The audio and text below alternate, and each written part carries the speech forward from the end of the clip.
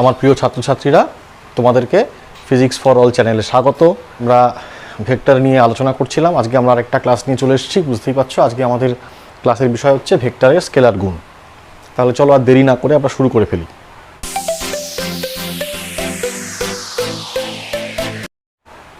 ভেক্টরের গুণ এই সম্বন্ধে আলোচনা করতে গেলে প্রথমেই আমরা একটু মনে করে নিই, দেখে নিই যে একটা ভেক্টরকে যদি একটি স্কেলার রাশি দিয়ে গুণ করা যায় তাহলে কী হয়। একটি ভেক্টর এবং একটি স্কেলার তাদেরকে যদি গুণ করা হয় তাহলে অবশ্যই একটি ভেক্টর পাওয়া যায়। কীরকম? ধরো 5 নিউটন একটি বল, তাকে তুমি 2 দিয়ে গুণ করছো। 5 নিউটন একটি ভেক্টরের মান, আসলে 2 দিয়ে গুণ করছো, তাহলে তুমি কি পাবে? আরেকটি ভেক্টর, আরেকটি বল পাবে যে আসলে একটা ভেক্টর, যার মান হবে 10 নিউটন। এবং যদি আমরা এই ভেক্টরটিকে 5 নিউটনকে এই ভেক্টরটা দিয়ে প্রকাশ করি, 2 দিয়ে গুণ করা হয়, তাহলে এই ভেক্টরটা হবে 10 নিউটন। অর্থাৎ এই প্রথম ভেক্টর এবং দ্বিতীয় ভেক্টরের মধ্যে কোণের কোনো পরিবর্তন হবে না, দিকের কোনো পরিবর্তন হবে না। আবার যদি 5 নিউটন বলকে আমরা -2 দিয়ে গুণ করি, তাহলে আমাদের ফলাফল কি আসবে? -10 নিউটন। আবার সেই এটা একটি বল, অর্থাৎ একটি ভেক্টর। শুধু পার্থক্য কি হলো? যদি এই ভেক্টরটি 5 নিউটন হয়, তাহলে 10 নিউটন ভেক্টরটি বিপরীতমুখী হবে। এই মাইনাস চিহ্নটা বিপরীত দিককে প্রকাশ করবে। মাইনাস চিহ্ন ভেক্টরের ক্ষেত্রে কেবলমাত্র বিপরীত মুখকে বা বিপরীত দিককে প্রকাশ করে। তাহলে আমরা কি বুঝলাম? যে একটি স্কেলার রাশি দিয়ে যদি একটি ভেক্টরকে গুণ করা হয়, তাহলে কেবলমাত্র ভেক্টরের মান বৃদ্ধি পায়। আর স্কেলার রাশির যদি চিহ্ন ঋণাত্মক হয়, তাহলে ভেক্টরের মান তো বৃদ্ধি পাই, তার সঙ্গে সঙ্গে ভেক্টরের দিকটাও পরিবর্তিত হয়ে যায়, দিকটাও একদম বিপরীত হয়ে যায় ঋণাত্মক রাশি দিয়ে গুণ করলে। এছাড়া আর কিন্তু কোনো পরিবর্তন হয় না। তাহলে মনে হতে পারে যে যদি ভেক্টরকে একটা ভেক্টর দিয়ে গুণ করা হয়, স্কেলার দিয়ে গুণ করলাম, ভেক্টর এলো, তাহলে যদি ভেক্টরকে ভেক্টর দিয়ে গুণ করা হয় তাহলে তো ভেক্টরই আসার কথা। কিন্তু বাস্তবে তা হয় না। একটা ভেক্টর রাশিকে ভেক্টর দিয়ে যদি গুণ করা হয়, ভেক্টর রাশিকে যদি একটি ভেক্টর দিয়ে গুণ করা হয়, তাহলে দুটি সম্ভাবনা তৈরি হতে পারে। একটি স্কেলারও তৈরি হতে পারে, একটি ভেক্টরও তৈরি হতে পারে। আজকে আমাদের আলোচনা এইটার মধ্যে সীমাবদ্ধ থাকবে। আপাতত এটা নিয়ে আমরা কোনো আলোচনা আজকে করছি না। তো এই ভেক্টরের সাথে ভেক্টর গুণ করলে স্কেলার আসছে, শুনলে একটু অবাক লাগতে পারে, কিন্তু তোমরা এই বিষয়ের সঙ্গে পরিচিত, তোমরা এই বিষয়ে পড়াশোনা করেছো, একটু মনে করিয়ে দিই।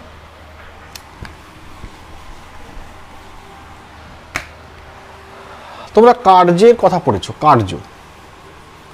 কার্য কি বলেছ? বল গুণ সরণ হলো কার্য, পড়েছো।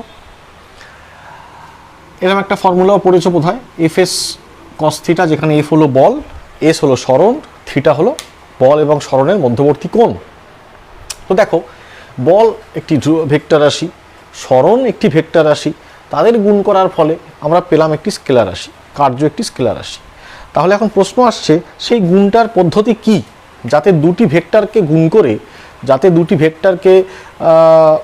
গুণ করার ফলে আমরা একটি স্কেলার রাশি পেয়েছি। সেটা কি পদ্ধতি? তো আমরা সেই পদ্ধতি নিয়েই কথা বলবো। এই পদ্ধতিকে বলা হয় স্কেলার গুণ বা স্কেলার প্রোডাক্ট এবং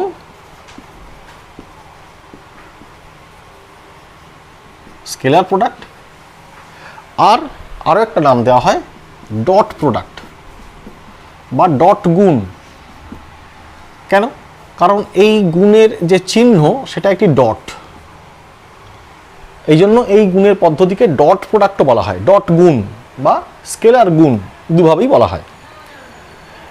এর সূত্র এরকম, a b cos θ, যেখানে বুঝতেই পারছো a হলো a ভেক্টরের পরম মান, b হলো b ভেক্টরের পরম মান, আর θ হলো a ভেক্টর ও b ভেক্টরের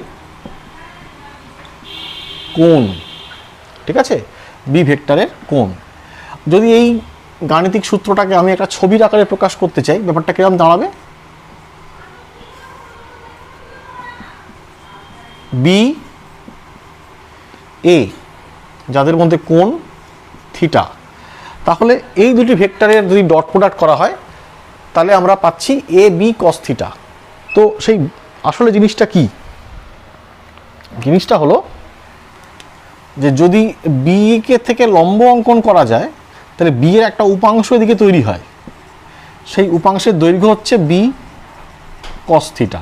এটা নিশ্চয়ই মনে আছে, এই অংশটা হবে বি সাইন থিটা।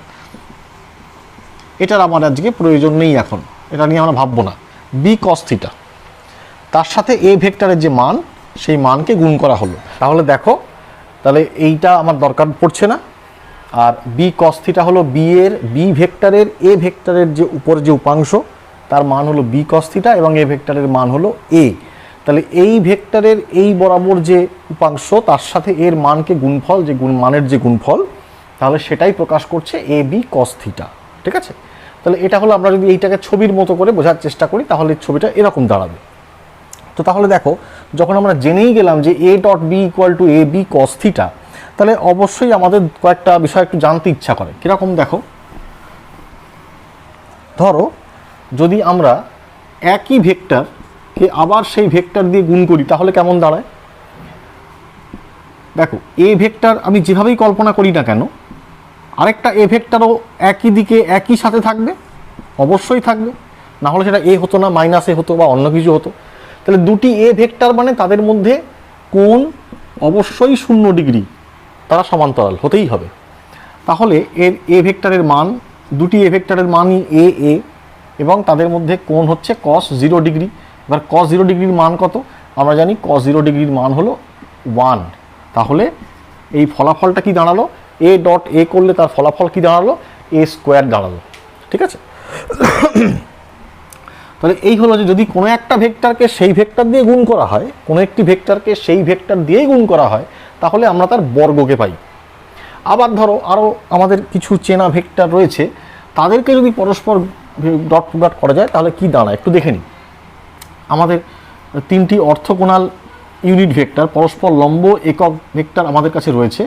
এক্স অক্ষ বরাবর রয়েছে আই ক্যাপ, ওয়াই অক্ষ বরাবর রয়েছে জে ক্যাপ, আর জেড অক্ষ বরাবর রয়েছে কে ক্যাপ। দেখা যাক তো এদের ডট প্রোডাক্ট কী কী ক্ষেত্রে কী হতে পারে। ধরো আমি I cap dot I cap করছি, তাহলে কি হবে?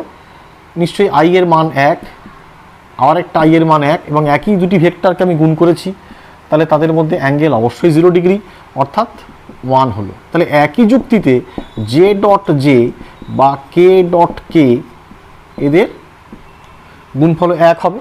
তাহলে আই ডট আই বা জে ডট জে বা কে ডট কে, এদের সকলেরই গুণফল, ডট প্রোডাক্টের গুণফল হবে 1। আচ্ছা, যদি এবার এমন দেখা যায়, যদি আমরা আই ডট জে করি বা জে ডট কে করি বা কে ডট আই করি, যাই করি না কেন, এই প্রত্যেকটি ক্ষেত্রে দেখো মান তো সবারই 1, তাহলে 1 গুণ 1 হয়ে গেল। এবারে আই আর জে এর মধ্যে কোণ কত? আই আর জে তার মধ্যে কোণ কত? 90 ডিগ্রি। জে আর কে, এই জে আর কে এদের মধ্যে কোণ কত? 90 ডিগ্রি। কে আর আই, সরি জে আর কে এই দিকটায় থাকবে, হ্যাঁ এই দিকটায় জে আর কে 90 ডিগ্রি, কে আর আইও 90 ডিগ্রি, অর্থাৎ প্রত্যেকের সঙ্গে 90 ডিগ্রি। এর বৈশিষ্ট্যই তাই। তাহলে আমি এক্ষেত্রে কস থিটার জায়গায় লিখবো cos 90। আচ্ছা বলো তো, cos 90 তার মান কত? 0। তাহলে এই মান হয়ে গেল 0। তাহলে আমি এই দুটো জিনিস থেকে খুব গুরুত্বপূর্ণ দুটি পয়েন্ট পেলাম। এক, I dot I, J dot J, K dot K, এদের সকলের ডট প্রোডাক্ট করলে আমরা 1 পাবো। কিন্তু আই ডট জে বা আই ডট কে বা জে ডট কে, অর্থাৎ একজনকে আরেকজনের সাথে ডট প্রোডাক্ট করলে আমরা 0 পাবো। ঠিক আছে? তারই সঙ্গে আরও একটা খুব গুরুত্বপূর্ণ আমরা ধারণা এখান থেকে পেলাম। কি পেলাম বলো তো? আমরা দুটি ভেক্টরকে গুণ করছি, তাদের মান যাই হোক না কেন, যারা পরস্পর লম্ব, এইটা মনে রাখতে হবে এদের। তাহলে লম্ব ভেক্টরের যদি আমরা ডট প্রোডাক্ট করি তার ফলাফল 0 আসবে, বা উল্টো দিক থেকে বলতে পারি যে ডট প্রোডাক্টের ফলাফল যদি 0 হয় তাহলে তারা পরস্পর লম্ব হবে, এটাও বলতে পারি যে লম্ব ভেক্টরে ডট করলে 0 আসবে, উল্টো দিক থেকে বলতে পারি ডট করে যদি শূন্য পাই তাহলে তারা অবশ্যই পরস্পর লম্ব ভেক্টর। এই একটা খুব গুরুত্বপূর্ণ ধারণা আমরা পেলাম। ঠিক আছে, তো এই ধারণাগুলো আর একটু স্পষ্ট হয়ে যাবে যদি আমরা একটু গাণিতিকভাবে বিষয়টা বোঝার চেষ্টা করি। ধরো আমার কাছে এখন কি কি সূত্র আছে বা কি কি ফর্মুলা আপাতত পেয়ে গেছি, একটু লিখে ফেলি। এ বি কস থিটা, আর কি পেয়েছি, এ কোনো একটি ভেক্টরকে সেই ভেক্টর দিয়ে ডট করলে তার বর্গ পাওয়া যায়। আবার I dot I, J dot J বা কে ডট কে এদের মান হবে 1, কিন্তু I dot J, J dot K আর কে ডট আই এদের মান হবে 0। আর কি পেয়েছি, এটা একটা পেলাম, এটা একটা পেলাম, এই দুটো পেয়েছি। আর কি পেলাম, যে থিটা যদি 90 ডিগ্রি হয় তাহলে দুটি ভেক্টরের ডট প্রোডাক্টের মান 0 হবে। এখনো পর্যন্ত এইগুলো আমরা জেনেছি। ঠিক আছে, আরেকটু আমাদের কাছে বিষয়টা স্পষ্ট হয়ে যাবে যদি আমরা একটা সমস্যা, একটা প্রবলেম সলভ করি। আচ্ছা, একটু গাণিতিকভাবে বিষয়টা বোঝার চেষ্টা করি। ধরো এ একটা vector, A I cap, B J cap, C K cap. B একটা vector, X I cap, Y J cap plus Z K cap. এই ধরো দুটি ভেক্টর তোমার কাছে রয়েছে, এদের ডট প্রোডাক্ট করতে হবে, অর্থাৎ এ ডট বি করতে হবে। তো এ ডট বি যদি করি তাহলে আমরা যদি সেটা লিখি আগে, A I cap, B J cap, C K cap, A লিখে ফেললাম। ডট আমি পাশে লেখার জায়গা নেই বলে নিচে লিখছি, পাশেই লিখলে ভালো হয়। X I cap, Y J cap, Z K cap হলো। এবার দেখো আমাদের যা আমরা জানি বীজগাণিতিক ক্ষেত্রে যদি আমরা করি তাহলে এ আই ক্যাপ তার সাথে এর গুণ হওয়ার কথা, এর গুণ হওয়ার কথা, এর গুণ হওয়ার কথা। ঠিক আছে, অর্থাৎ আমি যদি লিখি তাহলে আমার এটা হবে A X I cap dot I cap plus A Y I cap dot J cap plus A Z I cap dot K cap. আমি সাথে এইটা একটু বোঝার চেষ্টা করি আমরা। দেখো এই I cap dot I cap এর মান কত, 1। I cap dot J cap এর মান কত, 0। এখানে আমরা দেখেছি আই মানে বিভিন্ন রাশি যদি হয়, I J, J I, J K, K J, তখন সব 0 হবে। আবার আই কে সেটাও 0। তাহলে এই দুটি যদি 0 হয়ে যায় তাহলে এটা আর থাকবেই না। তাহলে থাকবে কে, কেবলমাত্র এ এক্স থাকবে। আই ক্যাপ যেহেতু 1 ওটা লিখছি না, আমি এটা বোঝানোর জন্য বললাম। তাহলে যদি বি এর কথা ভাবি তাহলে বি এর ক্ষেত্রেও কেবলমাত্র বি এর সঙ্গে যে ওয়াই জে এইটা থাকবে, B J R Y J. আবার সি এর সঙ্গে যখন করব সি কে আর জেড কে এরা কেবল থাকবে, বাকিরা কেউ থাকবে না। তাহলে আমরা লিখব A X plus B Y plus C Z. কেন, কারণ এই দুটো ক্ষেত্রেই বাকি আই এর সঙ্গে বা জে এর সঙ্গে বা কে এর সঙ্গে যে ডটগুলো হবে সেগুলো আর থাকবে না, এরকম 0 হয়ে যাবে। অর্থাৎ শুধু সিমিলার টার্মস যারা আই আই, জে জে, কে কে, সোজাসুজি আমরা তাদেরই কথা লিখে দেব, তাদেরকেই গুণ করে আমরা একটা সংখ্যা যা পাবো লিখে দেব। যদি এখানে প্লাস মাইনাস থাকতো তাহলে এখানেও প্লাস মাইনাস আসতো। ঠিক আছে, যদি এদের মধ্যে কেউ কেউ মাইনাস হতো তাহলে এখানেও সেই মাইনাস প্লাস গুণ করলে যা হয়, যা বীজগাণিতিক নিয়মে আমরা শিখেছি, মাইনাস প্লাস বা মাইনাস মাইনাস গুণ করলে যা হবে সেটা এখানে চলে আসবে। তাহলে এইভাবে আমরা দুটি ভেক্টরকে যদি স্থানাঙ্কের সাহায্যে প্রকাশ করা থাকে তাদেরকে আমরা ডট প্রোডাক্ট করে এই রকম একটি চেহারা পেতে পারি, এই সমস্ত সূত্র বা ধারণা সাহায্য নিয়ে। ঠিক আছে, এবার আমরা একটি সরাসরি প্রশ্ন করি, একটি মানে প্রশ্ন সলভ করার চেষ্টা করি, সলিউশন করি একটা। ঠিক আছে, এটা আমি আর মুছলাম না, এটা আমি রাখলাম, তোমরা একটু মুছে আরেকবার খাতায় লিখে নাও। দুটি ভেক্টর ধরা যাক 2i + 3j + 4k আর 3i plus 2j minus 4k, এদেরকে বলা হয়েছে এ ডট বি নির্ণয় করো। তাহলে আমরা লিখে ফেলি 2i cap plus 3j cap plus 4k cap dot 3i cap 2j cap minus 4k cap. ঠিক আছে, তো আমাদের একটু আগে যে আমরা ধারণা তৈরি হলো তা থেকে আমরা কি বুঝছি যে 2 এর সঙ্গে 3 খালি আই ক্যাপ করলেই চলবে, 3 এর সঙ্গে 2 মানে এই জে ক্যাপ করলেই চলবে, আর কে ক্যাপ করলেই চলবে, এই তিনটেকে আমাদের করলেই চলবে। তো ঠিক আছে, যদি আমরা 2 এর সঙ্গে 3 আই ক্যাপ করি তাহলে কি থাকবে 2 × 3 I cap dot I cap. পরবর্তীকালে আমি কিন্তু এরকমভাবে করবো না, তোমাদেরও খাতায় করতে হবে না, এখন পুরো শিখে যাব। আমরা আজকে করছি কেন, নতুন শিখছি তো একটু ধরে করা ভালো। J cap dot J cap, আচ্ছা এইটা কিন্তু কোনো ডট না, এটা গুণ আসলে, হ্যাঁ তোমাদের বোঝার জন্য বলছি। ডটটা খালি আই আর জে এর মধ্যে আছে, প্লাস 4 আর মাইনাস 4 4 × মাইনাস 4 কে ডট কে। তাহলে এদেরকে করলে কি দাঁড়াবে 6, এটা থেকে 6, এটা থেকে মাইনাস 16, কারণ আই সব তো 1 হয়ে গেছে, আই জে কে ডটগুলো, তাহলে দাঁড়াবে হচ্ছে -4। তাহলে আমরা পেলাম এ ডট বি হলো -4। ঠিক আছে, তাহলে এইভাবে আমাদের কাছে যদি প্রশ্ন দেওয়া থাকে আমরা এভাবে সলভ করতে পারবো। আশা করি তোমরা বুঝতে পেরেছো কীভাবে আমরা করলাম। এবার ধরো এরকম সরাসরি এইরকম প্রশ্ন না দিয়ে একটু পূর্ববর্তী যে ধারণা আমরা পেয়েছি সেই ধারণার সঙ্গে একটু লিঙ্ক করে কোশ্চেন দিল। কীরকম দিল বলি,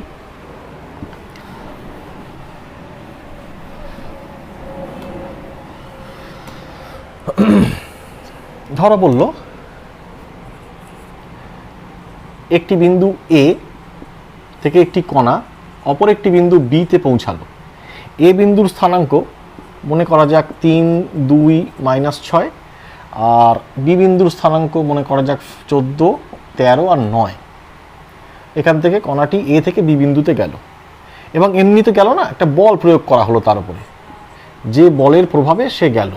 ঠিক আছে, বলটা মনে করা যাক 4i plus J plus 3k Newton.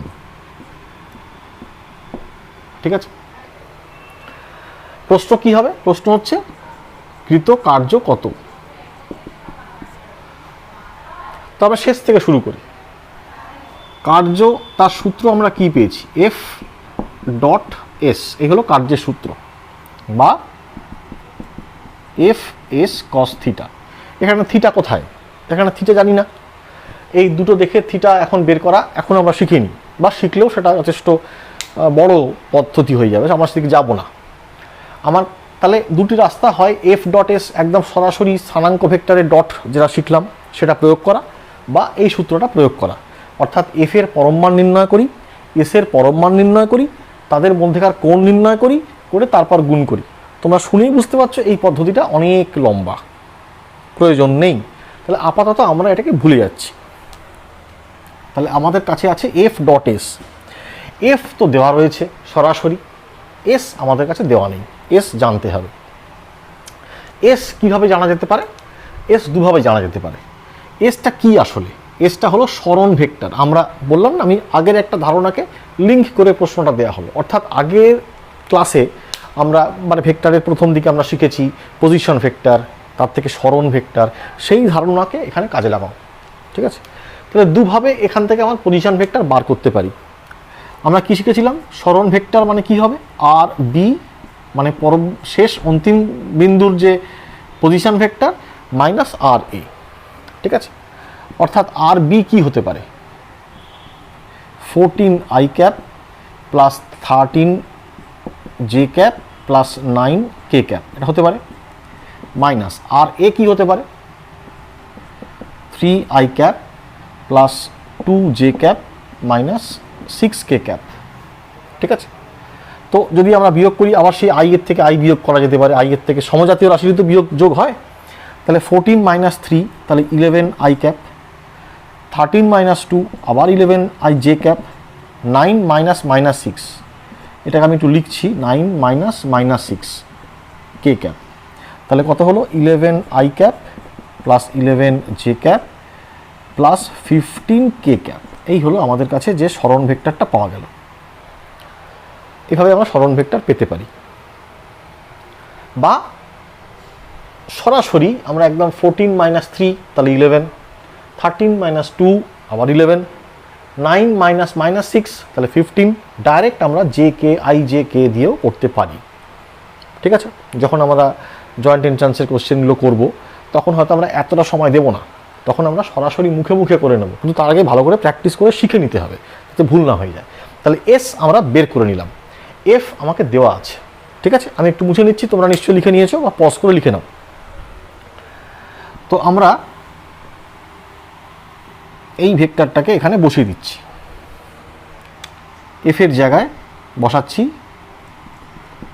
4 I cap plus J cap plus 3 K cap dot 11 I cap. আমি একটু এই লাইনটা মুছে দিলাম, হ্যাঁ, এটাতে জায়গা লাগবে। 11 I cap plus 11 J cap plus 15 K cap. তাহলে এফ আর এস আমরা ডট লিখে ফেললাম, এফ আর এসকে আমরা ডট লিখে ফেললাম।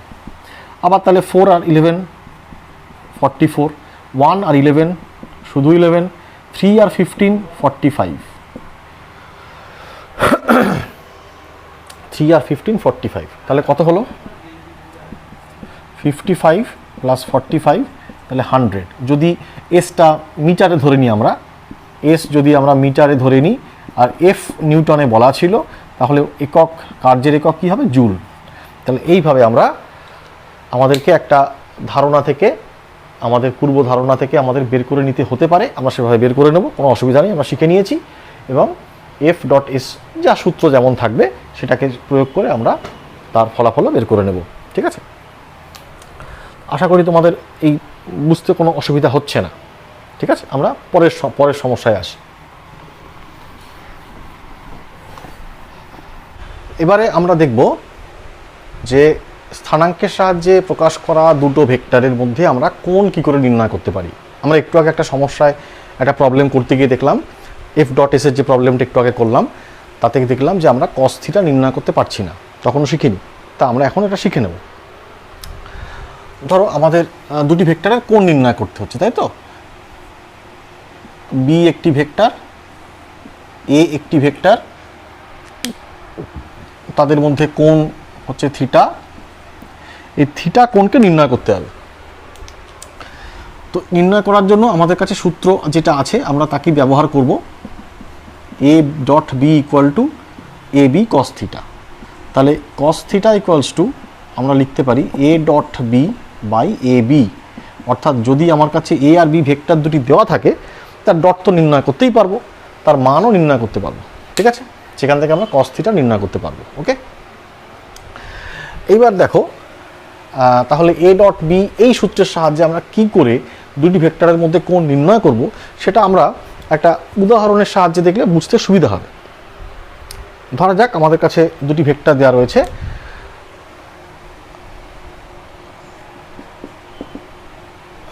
ধরা যাক দুটো ভেক্টর আমরা এরকম নিলাম, I plus 3j plus 5k। আরেকটি ভেক্টর আমরা নিলাম, আরেকটি ভেক্টর ধরো নিলাম 3i plus 9j plus 15k। ঠিক আছে, এরকম দুটি ভেক্টর আমরা নিলাম। এই দুটি ভেক্টরের মধ্যে কোণ নির্ণয় করতে হবে। আমাদের কাছে সূত্র হলো এইটা। কি করে প্রয়োগ করব? এ ডট বি আমরা শিখেছি, এ ডট বি আমরা শিখেছি I R 3i K dot করলে 3, 3j আর 9j কে ডট করলে 27, 5 আর 15 কে ডট করলে 75। ঠিক আছে, তাহলে হচ্ছে 105। ঠিক আছে, আমি একটা বলে দিই তাহলে বুঝতে পারবে যারা সবটা দেখোনি। আই ডট আই করলে 1 হলো, 3 আর 1 গুণ করলে 3 হলো। তাহলে এভাবেই আমরা প্রত্যেকটা করব, এটা আমরা জানি। এবারে থাকলো এ আর বি এর মান নির্ণয় করা। এর মান কি হবে 1 স্কোয়ার, আই মানে আই এর সামনে 1 আছে, তাহলে 1 square, 3 square plus 3 square 9 plus 5 square 25, তাহলে আমার আসবে 35। বিকে যদি করি 3 square 9 plus 9 square 81 plus 15 square 225, যোগ করলে আসছে 315। তো আমার কাছে এ ডট বি আছে, এ আছে এবং বি আছে, আমাদের হাতে একটা সূত্রও আছে। তাহলে এই সূত্রে আমরা এই মানগুলি সব বসিয়ে দিতে পারি। দেখা যাক বসিয়ে কি আসে।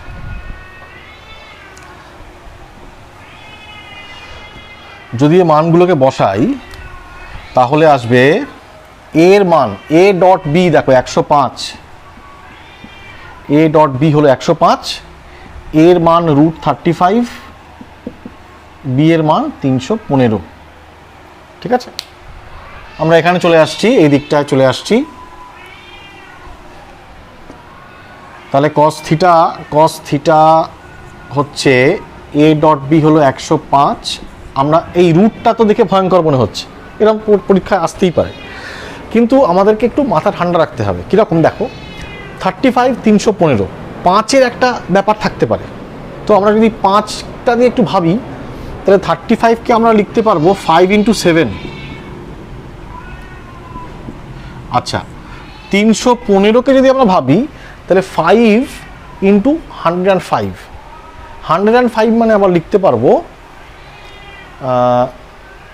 105 যদি করি তাহলে লিখতে পারবো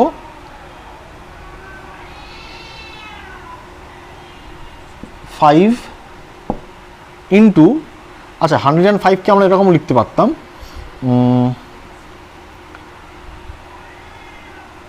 7 × 15। ঠিক আছে, বা আমরা লিখতে পারি, না 5 তো 105 না, 5 যদি হয় তাহলে এটা আসবে হচ্ছে 63। তাহলে 63কে আমরা লিখতে পারি 9 × 7। দেখো চলে এসছে, দুটো 5 পেয়ে গেছো, দুটো 7 পেয়ে গেছো আর 9 পেয়ে গেছো। তাহলে 105, আর এটা হলো রুট তো আছে, তাহলে একটা করে বেরিয়ে আসবে। 9 এর জন্য 3, দুটো 7 থেকে একটা, দুটো 5 থেকে একটা, তাহলে 105 নিচে তাহলে কত হচ্ছে, মাল্টিপ্লাই করলেও দেখো 105ই আসছে। তাহলে cos থিটা হচ্ছে 1, তাহলে থিটা হলো 0 ডিগ্রি। তাহলে এইভাবে আমরা বের করতে পারি যে যদি দুটি ভেক্টর দেওয়া থাকে তাহলে তার ডট প্রোডাক্টের মান বের করতে পারি, তার প্রত্যেকের মান নির্ণয় করে আমরা এইভাবে একটা কোণ বের করতে পারি। হতে পারে এমন সুন্দর ভ্যালু নাও আসতে পারে, রুট দিয়েই থেকে গেল, কিছু করা গেল না, তাতে ঘাবড়ানোর কিচ্ছু নেই, সেভাবেই আমরা উত্তরটাকে রাখবো। অর্থাৎ সেক্ষেত্রে আমরা লিখব থিটা cos ইনভার্স, আমি এখানে 0 লিখতাম, করে আমরা আসতাম 1, cos ইনভার্স 1 লিখতাম, করে আসতাম 0 ডিগ্রি। সেখানে অন্য কিছু থাকবে, এখানে অন্য কিছু থাকবে, সেটাই হবে উত্তর, যার মান আমার জানা থাকবে না। কিন্তু পদ্ধতিটা বোঝো, পদ্ধতিটা দেখে নাও। ঠিক আছে, এইবারে আমি একটু এই কোণ নির্ণয়ের ক্ষেত্রেই আমি আর একটু অন্য জায়গায় আসছি।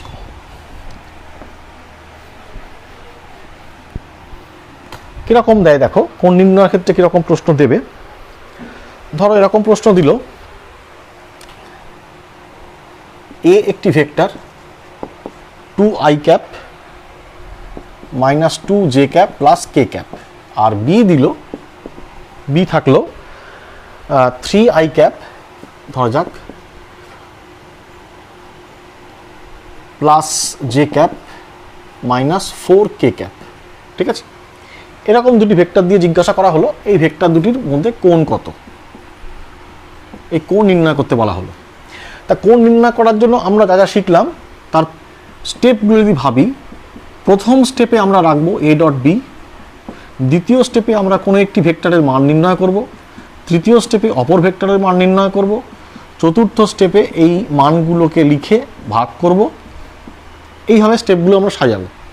অর্থাৎ আমি যেটা বলতে চাইছি, আমরা ডট প্রোডাক্টটাকে সবার প্রথমে রাখবো, যাই করি না কেন এটা সবার প্রথমে থাকবে। কেন দেখো, এই প্রশ্নের ক্ষেত্রে এ ডট বি করো তো কত হয় দেখো, 2 × 3 6, -2 × 1 -2, 1 × -4 -4, কত এলো 0, অর্থাৎ আমরা কি পেলাম, A dot B equal to 0।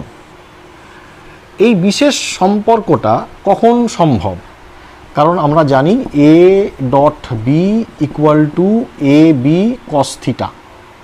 এখন এ এবং বি দুজনের কেউই 0 নয়, নট ইকুয়াল টু 0। তাহলে 0 কে? Cos theta. কস থিটা কখন 0 হতে পারে? যখন থিটা 90 ডিগ্রি। অর্থাৎ আমি এই পথ ধরে যদি এগোই তাহলে আমি চলে আসব যে দুটি ভেক্টরের যদি ডট প্রোডাক্ট 0 হয় তার মানে তাদের মধ্যে কোণ 90 ডিগ্রি। আমাকে আর কিছু জানতেই হবে না। তাহলে এই অঙ্কটার ক্ষেত্রে বা অন্যান্য ক্ষেত্রে প্রথমেই যদি 0 পেয়ে যাও তাহলে 2, 3, 4 এই স্টেপগুলো করতে হচ্ছে না, সময় এবং পরিশ্রম বেঁচে যাচ্ছে। ঠিক আছে, অধিকাংশ ক্ষেত্রে এই রকম প্রশ্নই থাকবে। তো মনে রাখতে হবে যখনই কোণ নির্ণয় করতে দেবে আমরা প্রথমেই ডট প্রোডাক্ট করব। যদি 0 আসে আমরা এখান থেকেই বলে দেবো যে ভেক্টর দুটির মধ্যে কোণ 90 ডিগ্রি। যদি না আসে তখন বাকিটা করতে হবে। আবার এরকমও থাকবে প্রশ্ন, ধরো এই প্রশ্নটা কি আমি একটু চেঞ্জ করে দিচ্ছি, দিয়ে বলা হলো এন করে দেওয়া হলো। ঠিক আছে, আরেকবার প্রশ্নগুলো লিখে নাও। এবারে প্রশ্নটা একটু অন্যরকম। এরকম দুটি ভেক্টর থাকলো, বলা হলো এন এর কোন মানের জন্য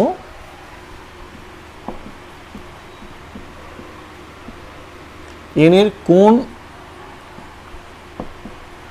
মানের জন্য এ ভেক্টর আর বি ভেক্টর পরস্পরের লম্ব হবে।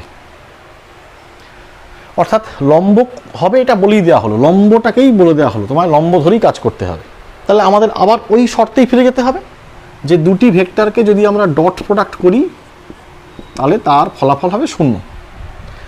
তাই ডট করা যাক, 2 আর 3 ডট করলে 6 আসবে, -2 আর 1কে ডট করলে -2 আসবে, +1 আর -n-কে ডট করলে -n আসবে, যার ফলাফল অবশ্যই 0 হতে হবে কারণ তাদেরকে লম্ব হতে হবে।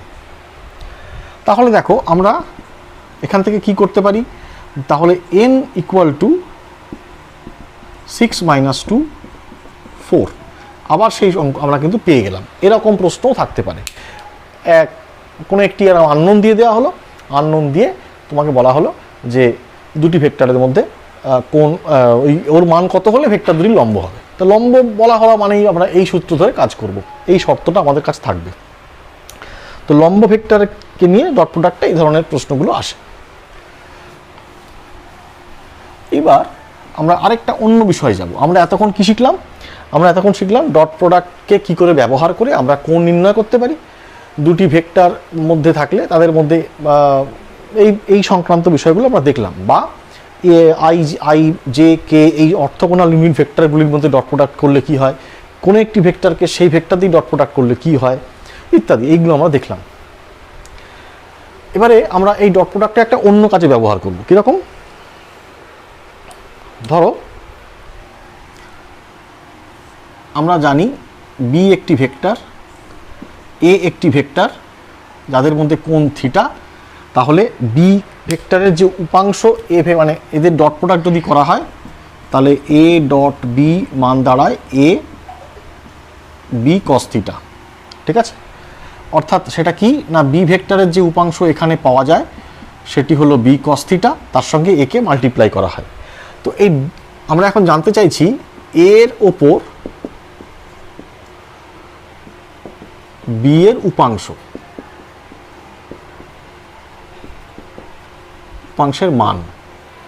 মান খেয়াল রাখবে, মান জানতে চাইছি। সেই মানটা কত? সেটা বি কস থিটা, আর তো কেউ নয়।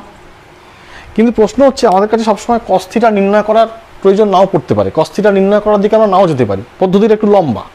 তাহলে এটাকে বাইপাস করার আর কি উপায় আছে? দেখো, কস থিটাকে আমরা এরমভাবে লিখতে পারি A dot B by A B. কেন? কারণ এই সূত্র থেকে আমরা লিখতে পারি যে কস থিটা মানে হচ্ছে A dot B by A B. তাহলে সেটাকে এখানে বসাতে পারি, বি কেটে যাবে, তাহলে B dot A vector by A থাকলো। এই এ ভেক্টর বাই এ ডটটা থাকবে, এ ভেক্টর বাই এ কে কোনো একটা ভেক্টরকে সেই ভেক্টরের মান দিয়ে ভাগ করলে কি পাওয়া যায়? কোনো একটি ভেক্টরকে সেই ভেক্টরের মান দিয়ে ভাগ করলে সেই ভেক্টরের অভিমুখে একক ভেক্টরকে পাওয়া যায়। তাহলে এই রকম একটি সূত্রের সাহায্যেও কিন্তু আমরা এই উপাংশের মান নির্ণয় করতে পারি। আমাদের কিন্তু কস থিটা নির্ণয় করার প্রয়োজন পড়ে না। ঠিক আছে? তো এই সূত্রটাকে আমরা প্রয়োগ করব। দেখো, ধরা যাক বি এর মান আমরা দিলাম 2i প্লাস 3j, আর এর মান দিলাম i মাইনাস j, দিয়ে প্রশ্নটা একই থাকলো, এর ওপর বি এর উপাংশের মান। তাহলে সূত্রটাও আমাদের কি থাকবে, B dot A cap. B তো লেখাই আছে 2i plus 3j, dot A cap কত হবে? দেখো তো, কোনো একটি ভেক্টরকে তার মান দিয়ে ভাগ করতে হবে। তাহলে ভেক্টরটাকে আগে লিখি, তার মান কি হবে, রুট ওভার অফ i মানে 1, তাহলে 1 স্কোয়ার, আবার জে এর জন্য 1 স্কোয়ার, তাহলে 1 স্কোয়ার প্লাস 1 স্কোয়ার 2, তাহলে 2i plus 3j dot i minus J by root 2। তাহলে আমরা যদি ডট প্রোডাক্ট করি, 2i এর সঙ্গে i করলে 2, 3 এর সঙ্গে মাইনাস জে করলে মাইনাস 3, তলায় রুট 2 মাইনাস 1 বাই রুট 2। তাহলে এই হলো উপাংশের মান। এবার যদি বলা হয় যে আচ্ছা উপাংশের মান তো পাওয়া গেল, তাহলে যদি আমরা এই দিকের উপাংশ ভেক্টরটিকে চাই, ভেক্টর উপাংশকে চাই, মানে আমরা সন্তুষ্ট নেই, আমরা উপাংশে ভেক্টরটিকে চাই, উপাংশের যে ভেক্টর উপাংশ সেটাকে চাই, এর দিকের ভেক্টর উপাংশ। ঠিক আছে? তাহলে সেটা কি করব, এখানে আরেকটি কথা যোগ করলাম, ভেক্টর উপাংশ চাইছি, বি এর ভেক্টর উপাংশ, অর্থাৎ ভেক্টর উপাংশ চাইছি। দেখো, উপাংশের মান তো পেয়ে গেছি, উপাংশের মান এটা। তাহলে ভেক্টর বানাতে গেলে আমার একটা দিকের প্রয়োজন। কোন দিকের প্রয়োজন? এর দিকের প্রয়োজন। এর উপর বলা হয়েছে এর দিকের প্রয়োজন। তাহলে এর দিক কে দেবে? আবার আমাকে এ ক্যাপকে লিখতে হবে, এটা কিন্তু ডট নয়, জাস্ট পাশে লেখা হবে। তাহলে একই যদি প্রশ্ন থাকে যে এই বি ভেক্টরকে তার উপাংশ এর উপরে কত হবে, ভেক্টর উপাংশ কত হবে, তাহলে আগে আমাদের এইটা তার উপাংশের মানটা নির্ণয় করতে হবে, যার মান এক্ষুনি আমরা দেখলাম মাইনাস 1 বাই রুট 2, আর এর একক ভেক্টরটাকে লিখতে হবে, অর্থাৎ i minus J by root 2। তাহলে উভয়কে গুণ করলে আমার কি থাকবে, minus i minus J by 2। তাহলে এইটা কি হলো, দেখো এটা একটা ভেক্টর, এটা হলো এর ওপর বি এর ভেক্টর উপাংশ। ভেক্টর উপাংশ আর কিছু নয়, স্কেলার উপাংশের যে ফর্মুলা, তার সাথে যে ভেক্টরের দিকের কথা বলা হবে সেই ভেক্টরের দিকের একক ভেক্টরকে বসিয়ে দেওয়া হবে। ঠিক আছে? তো এই প্রশ্নগুলো সচরাচর আসে, বিভিন্ন পরীক্ষাতে আসে। তো মোটামুটি আমার যা অভিজ্ঞতা আমি দেখেছি, আমরা এই ভেক্টরের ডট প্রোডাক্ট সংক্রান্ত প্রায় সমস্ত দিকই আমরা আলোচনা করে ফেললাম। তোমরা এটা ভিডিওটা ভালো করে দেখবে এবং তার সঙ্গে বইকে মিলিয়ে বইয়ের সমাধান যে প্রশ্নগুলো আছে সমাধান করার চেষ্টা করবে। কোথাও আটকে গেলে, কোথাও সমস্যা হলে অবশ্যই আমার কমেন্ট বক্সে লিখে জানাবে, এবং তাহলে আমি চেষ্টা করব প্রত্যেককে সাহায্য করার, সেইটা নিয়েও কোনো ভিডিও করার বা কোনোভাবে যদি ব্যক্তিগতভাবে জানিয়ে দেওয়া যায় আমি চেষ্টা করব। ঠিক আছে? ভালো করে পড়াশোনা করো, সবাইকে জানাও আমার চ্যানেল সম্বন্ধে, সবাই একসঙ্গে বিষয়টা জানো, শেখো, কারণ চ্যানেলটার নাম ফিজিক্স ফর অল। আর ভালো থেকো, সুস্থ থেকো।